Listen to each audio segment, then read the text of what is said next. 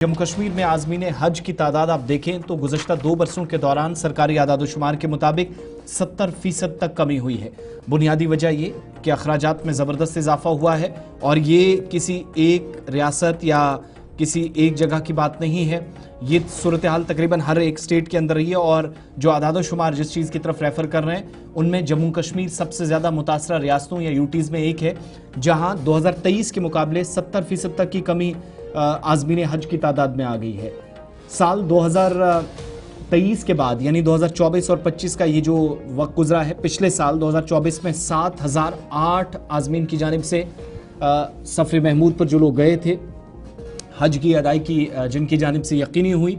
और एक तो ये कि जो फ़िज़ाई कंपनियां हैं, एयरलाइंस की तरफ से जो मुसलसल किराए में इजाफे करना, अचानक से ऐलानात कर देना, उनके जो अखराजात हैं वो परेशानी का सबब बन रहे हैं, काफ़ी बोझ पड़ा। दूसरा, सऊदी अरब के अंदर मकामी अथॉरिटीज़ की जानिब से सख्ती बरतना, सख्त इकदाम उठाना। अब जाकर पिछले दिनों आपने देखा वीज़ा के हवाले से परेशानी कर दी गई, जिसमें काफ़ी ज़्यादा नुकसान भी आज़मीन को उठाना पड़ा। अचानक से बीच में एक और ऑर्डर आया जिस पर हमने देखा कि यूनियन टेरिटरी के अंदर भी काफ़ी हाहाकार मचा।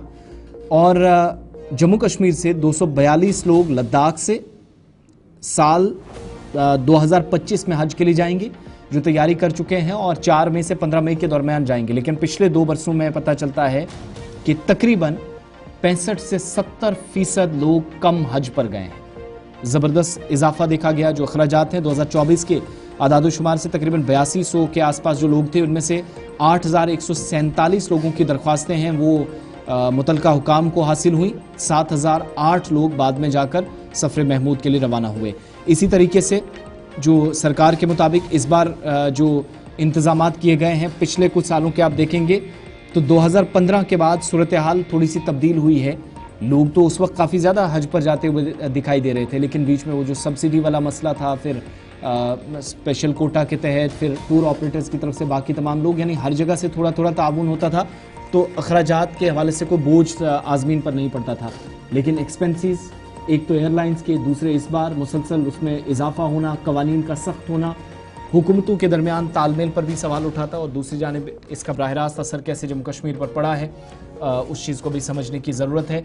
मुस्तक़बिल में क्या होगा, ये आदादोशुमार बताते हैं कि सूरत हाल अगर ऐसी रही तो सिचुएशन और ख़राब हो सकती है।